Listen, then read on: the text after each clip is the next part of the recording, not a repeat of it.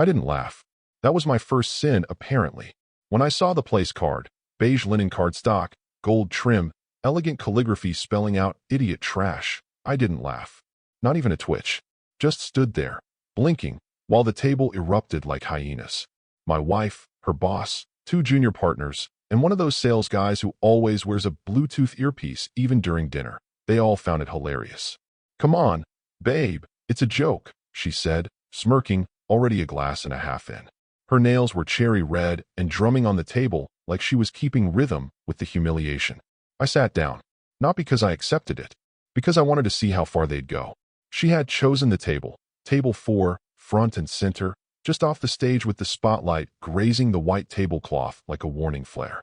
A massive floral arrangement bloomed in the middle, drowning out sight lines and giving everyone a little privacy for their whispers and side eyes. The seat across from me, her boss, Leonard, had a crooked smile and a cufflink shaped like a middle finger. Real classy guy.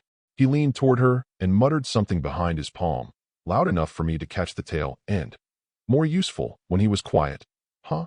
She laughed. That laugh. The one she saves for networking events and Botox brunches. It's hollow. Bored. A sound she makes with her mouth while her eyes scan the room for someone richer. I looked down at the name card again. Idiot trash. Not Jonathan. Not Mr. Harris. Not even a misspelling. Just 2 words, printed in serif font and placed like a signature under the company logo. That's when I knew this wasn't a last-minute prank. Someone approved this. Someone sent it to print. Someone folded it. Someone put it at my spot like it belonged there.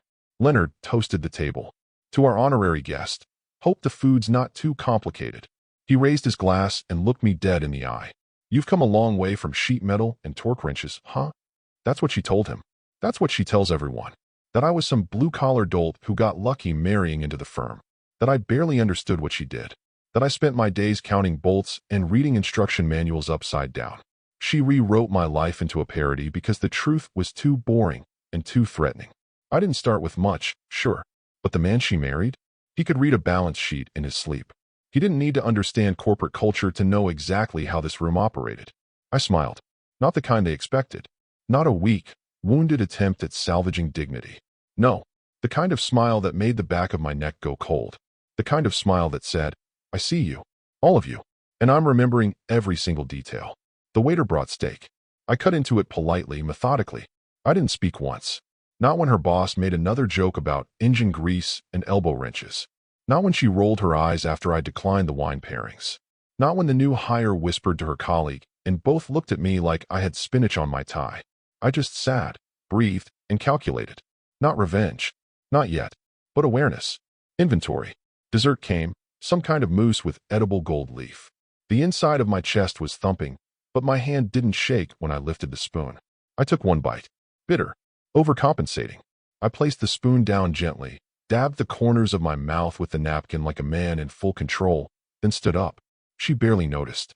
She was too busy whispering to Leonard again, probably something about how I'd go home and sulk and she'd handle the spin. I didn't walk toward the restrooms. Didn't head for the coat check. I walked across the ballroom, past the fake laughter, the self-congratulatory clinks of crystal glasses, past the stage where the CEO had given his earlier speech about next-gen disruption and agile leadership. I found the firm's president near the bar, talking with a man from their advisory board. They were mid-conversation, but when he saw me approach, his face shifted like someone just cut the power. He knew who I was. Not because we talked often, but because he had seen one particular name pop up on one particular trust document 6 months ago. A name that made him pause. That name was mine. He started to greet me, some canned corporate pleasantry, but I raised a hand. Just 2 fingers. He went silent. I leaned in, whispered 2 sentences. That's all it took. His jaw tightened. His nod was slight, like a man trying not to draw attention. But the shift was seismic. In that moment, everything changed. Not for me, but for them. I turned and walked away. Past the centerpiece. Past the table. Past my wife, still too wrapped up in her own little pageant to notice what had just detonated under her feet. I didn't take the place card. I left it there. Let someone else pick up the evidence. I didn't need it anymore. The real joke was about to start, and this time, I was the one who wrote the punchline. The first time she made the joke about me, not understanding corporate life. We were at a dinner just like that one. Long table, name cards, overpriced salmon, and a room full of people who smiled too much with their teeth and not enough with their eyes. It was one of her early firm milestones. Year 2, I think. She was still nervous then, still wore heels that hurt, and checked her phone under the table to see if any clients had responded to her proposals. Back then, she'd squeeze my hand when she was stressed. Back then, she still looked at me like I was with her, not just near her. That night, I'd made a joke about the wine tasting like nail polish remover. Everyone laughed. She didn't. She turned to me, half grinning, and said, "Sorry, he's not really corporate. He's more nuts and bolts." It stung. Not enough to ruin the night. Just enough that I remembered it. And that memory came back hard as I drove home from this dinner. The name card still floating in my mind like smoke from a trash fire. I didn't touch the steering wheel tighter than I had to. Didn't blast music. Didn't rehearse a confrontation. I just drove. The kind of driving you do when your brain is slicing through paperwork faster than the tires touch asphalt. She never once asked how her firm got its start. Oh, sure. She thanked me when I helped her put together a pitch deck for her initial funding round. She said, "You're the best," and kissed me on the cheek the night we heard the Series A was approved. But she never once asked how the capital got there so quickly. Never asked why the terms were so favorable. Why the paperwork barely needed editing. She thought I pulled a few strings with some finance guy I knew. She didn't know the finance guy was me. When her father died, the firm was little more than a logo, 3 laptops, and a lot of promises. She was scrambling. She needed liquidity, fast. I handled the probate, the taxes, the real estate, the bequests to extended family. I made it all quiet and clean. In the middle of all that, I made one small suggestion, one she barely registered at the time. Why don't we wrap the inheritance into a blind trust? I said, for tax shielding, long-term asset protection. She didn't ask details, just nodded, signed what I put in front of her. She was too busy worrying about her LinkedIn profile and the color scheme of her website to care about estate structures. The firm needed operating capital. I loaned it from the trust. In exchange, she temporarily moved her ownership stake, 80% of the company, into the trust itself. On paper, it looked brilliant. Kept her name off the majority holdings, which was helpful for the optics she wanted, a woman-owned, lean startup structure with grassroots flair. No old money baggage. But she missed something. Something crucial. A blind trust isn't blind to me. I was the trustee, sole trustee, meaning that even though her name was on the building, mine was on the deed. She forgot, or maybe she never really understood. And I never reminded her. That was my mistake. I thought if she felt independent, she'd appreciate what I'd done more. I thought she'd look at me the way she used to, when I was fixing the garbage disposal at midnight, or reviewing her legal contracts while she slept, or hand-delivering pitch packets to potential angel investors. But no, she looked at me like a technician, a placeholder, a man useful only when her printer jammed. And now, after seeing her laugh as my name card mocked me in front of the people I helped empower, after watching her lean into Leonard like a girl at prom whispering secrets into her date's collarbone, now I understood something I hadn't let myself believe before. She thought I'd never use the trust. She thought I'd die first, or disappear, or just keep nodding and driving her around while she played CEO with someone else's money. She was wrong. Back in my study, I poured a drink. Nothing too strong. Just something to match the temperature of what was rising in me, not rage. Calculation. I opened my safe, pulled out a manila folder. Inside was everything. Deed assignments, trustee documentation, a merger draft, my lawyer's pre-negotiated letters of intent, all dated, reviewed, and updated quarterly for over a year. Just in case she did exactly what she did tonight. You see, power isn't about being loud. It's about being ready. And I had been ready for a long, long time. The phrase was simple. 5 words. Spoken softly, barely louder than the clink of a glass against marble tile. But it wasn't just a phrase. It was the final pin pulled from a very old grenade. I had whispered it to the president of the firm not for theatricality, but because that was the trigger. A verbal failsafe, agreed upon months ago, during one of those long, quiet dinners with my attorney in the back corner of a forgettable steakhouse 2 towns over. He had insisted I choose something natural, something I wouldn't say by accident, but wouldn't sound like espionage if overheard. We settled on an old inside joke from our college days. Harmless on its face, nuclear in its implications. He'd only ever hear it if I wanted the trust to act. That night, he heard it. The second sentence was the name. Short, sharp, unmistakable. Polaris Strat Holdings. That was the one that made the president's eyes twitch. Polaris had circled my wife's firm like a vulture for 2 years. The board treated them like Voldemort, that which must not be named. The kind of competitor you acknowledge only to scoff at, like you're too important to ever consider their offers. In private, though, they were scared. Polaris wasn't just ruthless, they were efficient. Their mergers went through like clockwork, their cuts were surgical, and they had a reputation for absorbing companies and leaving behind only a logo and a few key assets. My wife hated Polaris, said they were barbarians with checkbooks, said they'd destroy everything authentic about her brand. But she didn't know the real reason they hadn't gotten a foothold, me. Because every time they came knocking, and they did, often, I declined the offer. Quietly, through my lawyer. No drama, no board votes. Just a polite, precise rejection from the trust's holding entity. She never knew. Why would she? The trust was invisible to her, and the firm's board didn't even realize the real source of the veto. Until now. Once those two sentences left my mouth, the wheels turned fast. My attorney, Daniel, had been sitting in a suite downtown, 10 minutes from Polaris's acquisition team. He'd been ready for months. Hell, he practically begged me to let it happen earlier. "You're sitting on a tactical nuke," he said once. "Let me push the button, please." But I wasn't ready then. I still had hope. Still thought she might remember who helped her build everything. That maybe the contempt was a phase, a misstep. But contempt doesn't show up once.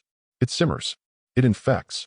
The moment I sat at that table and saw that card, I realized I wasn't just collateral. I was the joke. And worse, I'd been funding it. Daniel had all the papers primed. NDAs, internal transition memos, executive severance limits, escrow documentation for assets pending dissolution. The moment I gave him the phrase, he moved. He opened the vault. Not metaphorically, literally. The safe deposit box at the regional branch of Iron Union Bank held signed backup originals of everything. Digital copies had already been time-stamped in our blockchain-secured document locker, one that didn't even list my name. A different trust, one level deeper. You don't plan something like this overnight. You plan it when you still love the person you might one day need to burn. Polaris responded within 7 minutes. Their lead negotiator had been in Boston all week. They dispatched their team across town with a signature courier and a thumb drive. The paperwork needed only 2 signatures. Mine had already been notarized. At 10:47 p.m., I got the message from Daniel. Polaris signed. Deal closed. Phase 2 initiated. Phase 2 was simple. Shut it all down. The firm's internal control structure had always been fragile. Like most startups turned mid-tier firms, they grew faster than their systems. They outsourced payroll, contracted IT. Their server access was routed through 3 layers of third-party logins and a Slack-based workflow that could be reset with a single master token, one I had. Because when the trust funded the Series B, it did so with conditions, one of which was a backdoor into every system they paid to install. While my wife danced around her boss's chair and toasted to their legacy, we had already pulled the plug on every shared drive, revoked every admin credential, and issued a staggered digital lockout starting with, ironically, her office. And still, no one knew. To them, I was just the man who didn't belong at the table. The placeholder. The dull accessory. I didn't need to shout. I didn't need to threaten. I just whispered 2 sentences, walked out the door, and let the legal architecture I built years ago finally wake up. Daniel Lowenstein doesn't wear suits from department stores. He wears bespoke Italian wool stitched so tightly it could probably survive a gunshot. He doesn't speak in run-on sentences. Every word is a chess move. Every comma, a trapdoor. He used to work for the FTC, back when mergers weren't rubber-stamped and people still got nervous when you said antitrust. He once halted a $2.7 billion consolidation between 2 defense contractors with a single footnote in a regulatory memo. The man doesn't practice law. He designs detonations. And he was mine. He wasn't my first lawyer. But after watching my original estate planner bungle a basic holding structure back in 2015, I went hunting. What I found was a man with a reputation for scorched earth precision, someone who didn't just know where the line was, but how to redraw it mid-contract. Daniel was the kind of guy you don't brag about hiring. You quietly retain him, pay his insane fees, and follow his instructions like scripture. So when I came to him 3 years ago with the trust paperwork, the ownership splits, and the story of a startup helmed by a woman who had no idea who really owned the firm, he leaned back in his chair and smiled. "She thinks it's hers?" he asked, flipping through the binder. How romantic. He didn't blink when I told him I had no interest in selling. Not then. Not yet. I just wanted it ready. In case. Like an emergency exit buried under the floorboards. We built the structure slowly. First, An amendment to the trust giving me irrevocable authority to restructure holdings in instances of material reputational harm or exposure to financial risk. That was the key phrase. We added side clauses, silent permissions baked into otherwise boring documents. No red flags to the firm. No votes required. Then we bought out a voting minority from an early investor, which gave Daniel the leverage to lock in exclusive sale authority through a clause tied to asset dilution in the event of a merger bid over a certain threshold. The numbers weren't random. Polaris knew them. They had asked before. They had been denied before. But this time Daniel had the vault open before I even reached my car. He emailed the updated bid acceptance to Polaris's team with exact timestamps and 4 pre-verified authorizations. The moment they countersigned, our servers began triggering contractual lockouts. A built-in clause from the Series B paperwork kicked in, a forced change of control clause, embedded like a sleeper agent in the fine print. That clause gave us the legal basis to revoke access for all current executive leadership immediately. No board vote. No employee warning. Just click and gone. Even better, Daniel had included a non-compete clause Polaris had insisted on years ago, but my wife's firm rejected. This time, it was in the deal, and binding. No one from the top 6 executives could work in the industry for 2 years. Not as contractors, not as advisors, not even under pseudonyms. They were iced out, and if they broke it, the clawbacks were devastating. Daniel had modeled them himself, down to the hour. The brilliance of Daniel's work wasn't just in the legal precision. It was in the timing. Polaris didn't send over their standard acquisition team. They sent the ones Daniel had handpicked as emotionally efficient, cold closers with no interest in transition drama. Their communication templates had already been drafted. Their IT team had already rehearsed the internal system takeover. Their HR contingency consultant had already shipped out cardboard boxes to the corporate HQ by 6:15 a.m. the next morning, with the firm's name stamped on them. Irony, prepackaged. The betrayal I'd swallowed at that dinner table wasn't new. It was just the final proof I needed. Proof of arrogance. Proof of contempt. My wife didn't just disrespect me. She thought I was irrelevant. Disposable. Like a paperclip in her drawer. Useful until she found a gold one. Daniel didn't ask for revenge. He asked for clarity. You sure you want to pull the trigger? He texted, right after I whispered the 2 sentences. I didn't respond with a yes. Just sent him a photo. The place card. Idiot trash. 5 minutes later, he replied, understood. Full ignition. And just like that, the machine he built started humming. Quietly. Unstoppably. By midnight, the paperwork was done. By morning, the firm would be, too. The first crack didn't come with a bang. It came with a password prompt. Just after 8 a.m., Taylor, the office manager everyone secretly feared because of her post-it note army and photographic memory, swiped her badge and sat down to find every folder in the shared drive labeled Access Denied. She tried rebooting the VPN, tried logging in with her backup credentials, tried Slack. Nothing. Just a spinning wheel and a polite message. Your session has been terminated. Please contact System Administrator. By 8:07, 2 junior associates were standing over her shoulder. Their faces looked like kids who'd just seen their parents argue for the first time. A quiet sense that something had gone very wrong. One of them whispered, "Is this another phishing test?" By 8:10, the whispers had multiplied. Her assistant, Sophie, the one who practically lived inside her Google Calendar, noticed something odd when trying to add her to a client call. Her name didn't auto-populate. Then she tried searching her manually. Nothing. No profile. No user ID. No contact card. Just a ghost where a partner used to be. Sophie refreshed twice. Then a third time. Still gone. She peeked into the corner office. Karen, my wife, was adjusting her blouse in front of the mirror like it was any other Tuesday. Hair curled. Makeup perfect.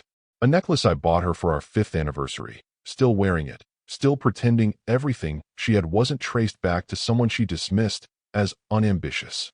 Hey, Sophie said, her voice tight. I can't find you in the system. You're not showing up in anything. Karen didn't even look over. Probably another IT screw-up. Leonard'll scream at them later. Just email the link. I can't, Sophie replied. Your email's bouncing. Like, hard bouncing. Not even going to spam. Karen's eyes flicked up for a moment. She blinked, then chuckled. Jesus, he's probably pouting. Got his feelings hurt. She didn't say my name, but the disdain was baked in. He gets like this. It'll pass. Then she turned to Leonard, who was standing stiff by the window, staring at his phone like it had personally betrayed him. He hadn't spoken since he walked in. No crass joke. No smirk. Just silence. "You okay?" she asked him. Leonard didn't answer right away. Just kept scrolling through emails. When he did speak, his voice was too low for Sophie to hear. But I know what he said. Because at that moment, he was realizing what I had waited years to make happen. The walls weren't closing in. They had already closed. Leonard had been there the night before. He had seen me whisper something to the president. He didn't know what it was. But he saw the president's face change, instantly. Not confused. Not annoyed. Just resigned. That kind of expression doesn't come from surprise. It comes from inevitability. Now Leonard was connecting the dots. He remembered the Series B funding. The trust. The fact that he never quite understood who negotiated the final terms. That there were always third-party considerations listed in the footnotes of the operating agreement. It had been abstract then. Some ghost in the machine. Not anymore. More people began appearing in the hallway, murmuring. IT had sent out a blanket response. Systems temporarily offline for compliance auditing. Please stand by for further instruction. Phones weren't just down, they were rerouted. No one could access client data. No one could even open the internal HR dashboard. Even the espresso machine required a badge scan, and now it just flashed red. At 8:42, the president walked in. No security. No entourage. Just a thin leather folder under his arm. People turned. A hush fell, like they thought he might reassure them. He didn't. "An update is coming shortly," he said, nodding once. Karen raised an eyebrow. "That's it. You're not going to say what's going on." He didn't answer. Just kept walking down the hall to his office. "Okay," she said, her voice too bright now. "That's real cute. I'll call the board." Leonard didn't say anything, but the color was draining from his face. He wasn't smiling anymore, because he wasn't an idiot. He remembered, then, the small detail buried in one of the financing rounds, how they'd agreed to allow the blind trust an observer seat on board decisions. A trust they never thought would exercise its power. He knew who really held the keys. Karen?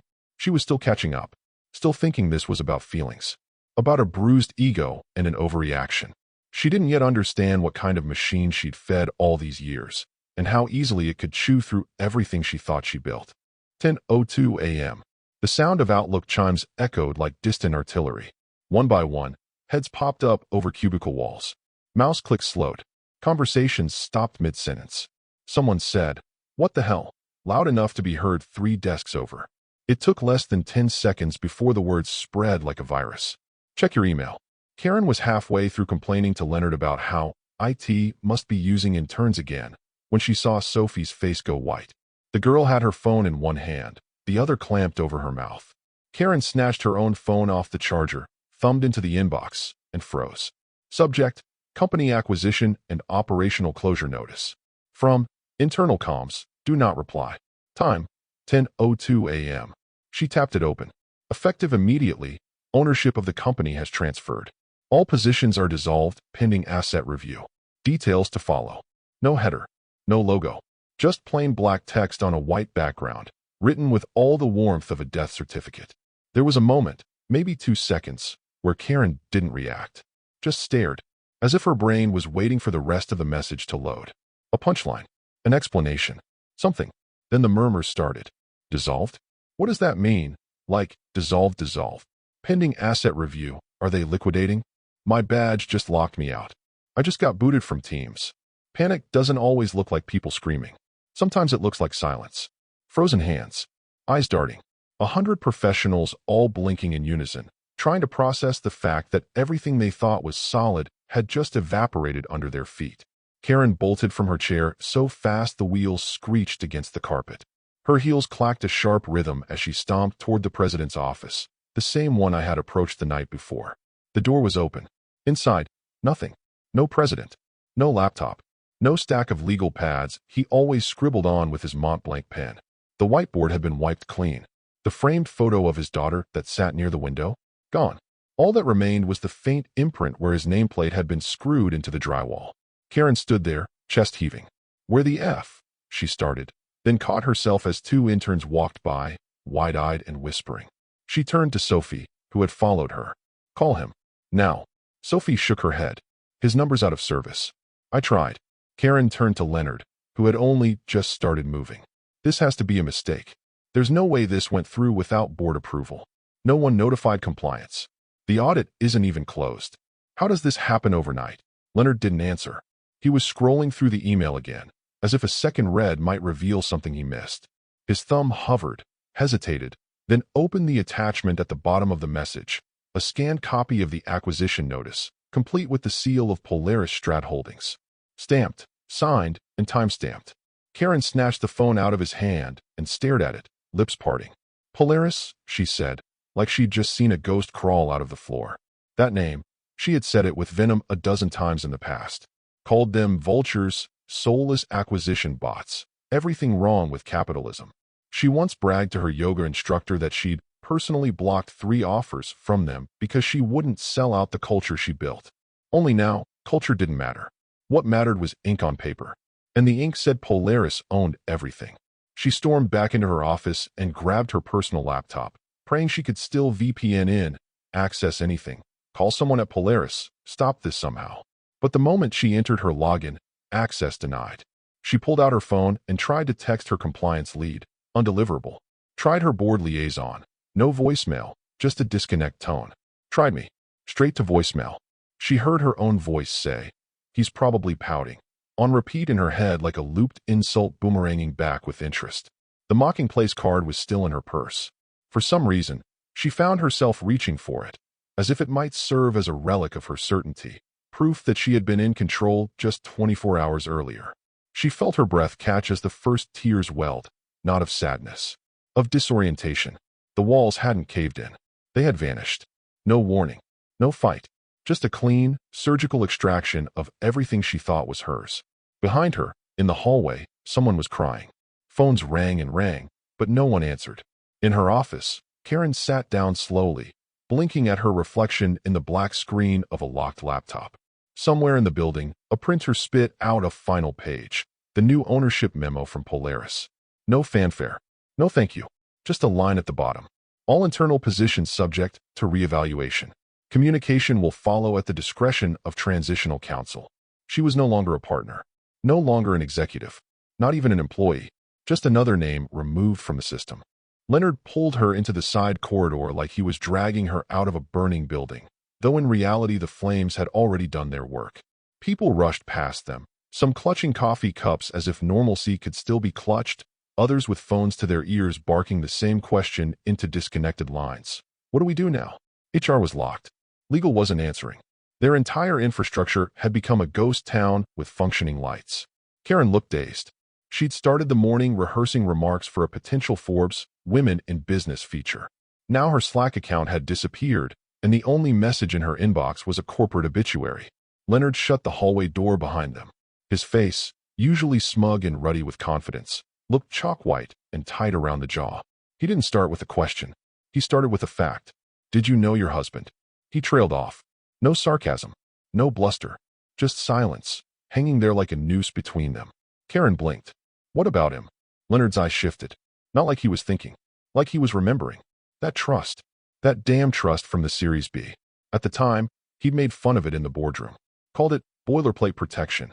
Said this silent investor language was overkill. He even laughed to one of the consultants that only a paranoid accountant would write clauses like that. But the money was clean, the paperwork solid, and Karen? She waved it through. She didn't ask questions. She was too busy with branding, client dinners, and building a culture of curated excellence. She said it herself. We needed liquidity. My husband knew a guy. Leonard now realized her husband was the guy. He didn't finish his sentence. He didn't need to. Karen's breath hitched before she caught it and painted on the familiar smile. The same one she used when clients asked too many questions. Don't be dramatic, she said, trying for a chuckle. He wouldn't even know how to structure something like this. But even she didn't believe it. Not anymore. The facts were lining up too quickly. Why the president had nodded to him with such reverence last night. Why IT had gone dark in perfect, synchronized waves. Why Polaris had moved with no negotiation, no room for a counteroffer, no plea for retention packages. This hadn't been a hostile takeover. It had been an invitation. And someone, her husband, had opened the door from the inside. Leonard stared at her, searching her face for any sign that she had known, that she was in on it. But she wasn't. And that made it worse. Because if the partner of the man behind the curtain didn't even know the curtain existed, then what the hell were the rest of them? He set this up? She asked, but it wasn't really a question. Her voice cracked right after the word this, like it betrayed her before she could put it back in her chest. She looked down the hallway, as if expecting to see him walk in. Maybe still in the same tie he wore last night. Maybe with that quiet, unreadable expression of his, like the world around him didn't concern him, but he concerned it. Leonard shook his head slowly. It was him. It had to be. She leaned against the wall, suddenly aware of how dry her mouth was. The tiles were too bright. The noise too loud. She could hear someone sobbing behind a closed door. Somewhere, someone cursed the company's name under their breath. Another email hit, a formal shutdown of all company credit cards and autopay vendor accounts. The business was bleeding out. Neatly. Intentionally. Karen laughed again. It was forced and ragged. You really think he has the balls to? She stopped herself, because she remembered the name card. Idiot trash. She remembered the look on his face when he saw it. Not shocked. Not hurt. Just quiet. Not the kind of quiet that comes from shame. The kind that comes from calculation. She had mistaken that silence for weakness. Leonard leaned closer, voice low. He didn't need balls. He had control, and we handed it to him wrapped in ribbon and a bottle of Napa Cab. She wanted to scream. At Leonard. At the president. At herself. At him. But she didn't. Because deep down, she knew this wasn't vengeance. It wasn't about payback or pride. This was the slow, deliberate unspooling of a trap built with patience and silence. And she had laughed right into it. It dropped at 2:37 p.m., tucked between a midday traffic update and a fluff piece about rooftop gardening on the local news site. The headline was clinical, the kind you scroll past if you're not in the industry. Polaris Strat announces strategic acquisition of regional competitor, full integration planned. But for everyone still lingering in the glass and steel husk of Karen's former empire, it was less a headline and more a gunshot. The statement was short, tidy, unapologetic. We welcome this strategic consolidation and are committed to maximizing shareholder value while aligning personnel needs with future operational focus. That last part, aligning personnel needs with future operational focus, landed like a guillotine blade. It meant exactly one thing. Don't bother packing a lunch for tomorrow. By 2:40, the message had circulated through every department, every group chat, every personal device still connected to cellular data. Screenshots filled inboxes. Group threads exploded. Some tried parsing the phrasing like amateur lawyers. Others didn't bother. They knew what it meant. The legacy team, gone. The executive tier, obliterated. The culture Karen curated with Pinterest boards and recycled TED Talk quotes, deleted. And the ones who thought they'd be spared? The top performers? The rainmakers? They were realizing that no one had been consulted. Not even Karen. Especially not Karen. She stood in the center of the operations floor, phone in hand, staring at the statement like it was written in a dead language. Leonard had already disappeared into some corner office, talking frantically into a Bluetooth headset that no longer connected to anyone worth calling. Karen had tried to dial the Polaris liaison listed in the press release. A woman named Valerie Drummond, Executive VP of Strategic Mergers. The line rang once, then dumped her to voicemail. She tried again, straight to disconnect. A slow wave of realization settled across her face. Not panic, not anger, something colder. Recognition. Polaris hadn't come to save anything. They weren't going to streamline operations or restructure leadership. They were going to consume everything. Chew the brand for parts. Fold the valuable assets, IP, contracts, client portfolios, into their massive, faceless system. And the people? They were already ghosts. The most brutal part wasn't the firing. It was the erasure. No farewell meetings. No exit interviews. No last team lunches. Just an impersonal statement sent to the media before half the firm had even packed their things. Karen tried to rally the remaining staff. Called an emergency alignment meeting. Only 6 people showed up. 2 left mid-call when they got deactivated calendar notices. One asked if they should start applying elsewhere. She blinked at them, mute. Even the interns had stopped pretending. They were whispering now, just like the night before. But not about her. Not about Leonard. Not about the deal. They were whispering about him. The husband. The placeholder. The punchline. The one who sat through dinner without saying a word, while she laughed with her boss over a name card that should have been a warning label. They asked things like, wait, he was the trustee? Did she know? Why didn't he say anything? And the question that stung her more than all the others. Was he always that smart, or did she just never notice? Karen walked back into her office. Well, what used to be her office. The keycard reader had gone dark. She pushed the door open before it locked entirely. The screens were off. The chair was missing. She sat down on the floor, back against the glass. Outside, across the skyline, the sun had started dipping behind the city towers. Long shadows fell across the floor like ink spills. She opened her purse and pulled out the place card again. It had been folded, creased at the center, a little wine stain on the edge from the night before. She ran her thumb over the letters. Idiot trash. Except she wasn't holding it the same way anymore. Because maybe the trash hadn't been him. Maybe the idiot. Well, that part didn't need spelling out anymore. And somewhere, in a room she no longer had access to, a man she had dismissed for years was sipping coffee with Daniel Lowenstein, watching Polaris execute their plan with the exact elegance they'd both envisioned. Not for revenge, for control. And now, the only person in control was the one they'd all ignored. The sky was bleeding orange by the time the last printers went quiet. The humming fluorescent lights overhead flickered without rhythm now, reacting to no one. They'd been programmed for occupancy, motion sensors set to save money. But the people were gone. There was nothing left to sense. The parking lot, once a sea of leased Lexuses and company-labeled Teslas, was down to a half-dozen stragglers. One of them, a copywriter named Reggie, stood frozen beside his Civic, holding a cardboard box like it weighed more than it should. Inside was a potted plant, a framed meme, and a book on brand storytelling no one had ever opened. He didn't get in his car, just stood there, staring at the building like it had personally betrayed him. Security had taken over the front entrance by now. Not the usual smiling greeters with lanyards and iPads, but contracted professionals, ex-military, judging by the stance. No chatter, no questions, just stoic eyes and folded arms, watching former employees drift out with the quiet disbelief of people who hadn't just lost jobs, but identities. Karen stood behind the tinted glass wall of her office, watching it all unfold below. The chairs were gone. The desk, cleared. Her nameplate had been removed, so cleanly the dust around it still outlined her first initial. A few wires curled out of the floor like orphan nerves. Someone had unhooked her monitor without asking. She'd spent years building this office. Years designing every aesthetic angle, brushed gold lamp, reclaimed wood credenza, framed black and white photos of thought leaders she never actually read.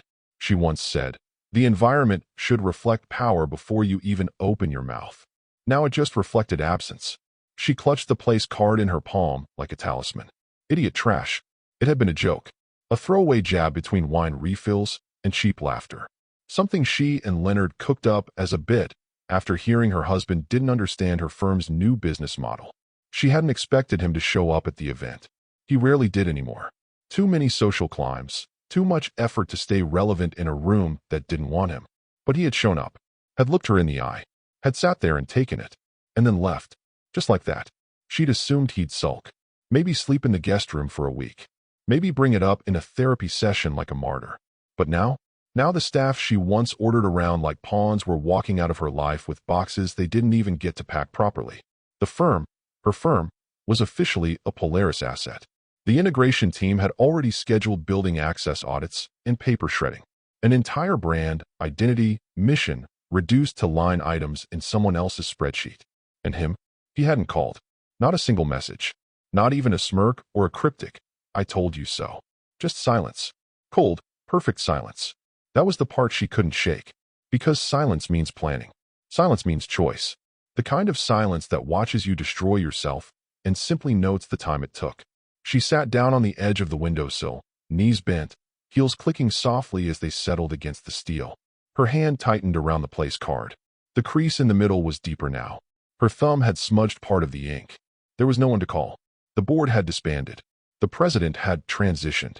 Leonard had disappeared entirely, possibly lawyering up or day drinking in a downtown hotel. And her? She had no badge, no staff, no platform to scream from. Only one name stuck to her now. The woman who mocked her husband and lost everything.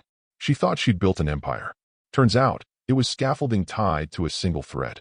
And the man she ridiculed? He wasn't just the thread. He'd been the architect the entire time. She waited until after sunset to call him. Maybe she thought the dark would make it feel less pathetic. Maybe she thought she could catch him in a moment of humanity. Off guard, tired, softened. That somehow, buried beneath the controlled demolition he'd orchestrated, he'd still want to hear her voice. Still feel something. The phone rang once. Just once. Then voicemail. His voice was calm. Not cruel. Not cold. Just precise, like everything else he'd done. "You made your opinions clear. Now I've made mine. All further contact goes through legal. No sigh. No pause. Just a door locking quietly on the other side of a life she used to control. She held the phone for a second longer, like maybe it would come back to life if she just willed it. But it stayed dark. And so did the room. Then her laptop pinged. One last email. No subject line. Just a sender, Daniel Lowenstein. She opened it with a numb click. As trustee, my client has no further business with your firm. That was it. No sign-off. No kind regards. No softening language. Just a line that may as well have been chiseled in granite. Below it, one attachment. Sale_confirmation_final_executed.pdf. She clicked. The document opened in full screen. Signatures. Seals. Routing numbers. Completion time-stamped to the minute. Polaris now owned the firm in its entirety. The trust had divested with zero residuals, zero payouts, and zero obligation to notify any former officers. The transfer of ownership was complete. Irrevocable. There would be no appeals. No calls to the board. No talk it out over wine, reconciliation. He hadn't just walked away. He'd burned the bridge, buried the ashes, and rerouted the river. She collapsed into the chair, not the one she used to command meetings from. That chair was gone, rolled out by Polaris interns who didn't know or care whose name used to be engraved on the back. No, this one was hard plastic, left behind by someone from facilities. It squeaked when she moved. She didn't. Her eyes stayed fixed on the screen. On that line. My client has no further business with your firm. Not with you. Not with Karen. Not even a flicker of sentiment. He hadn't needed to destroy her. He just needed to remove her access. The most humiliating part wasn't that she lost the company. It wasn't even that everyone knew. It was that she still didn't know when he had started. When had he first realized she didn't respect him? When had he quietly retained the attorney? When had he crafted the escape hatch and just waited for her to walk into the fire herself? She thought of the night she handed him the place card. Called it a joke. Laughed when Leonard said, "He's more of a cautionary tale than a husband." She remembered seeing him just smile and nod, like he was taking attendance. She remembered saying, "He doesn't understand how this world works." And now she understood. He didn't need to understand her world. He just had to know where the levers were. And he'd been standing behind the curtain the whole time, hand on the master switch. This wasn't revenge. Revenge is messy, personal. It leaves fingerprints. This was something colder, cleaner. This was justice. And the man they all thought didn't understand power? He didn't just understand it. He redefined it. Quietly. Thoroughly. Irrevocably.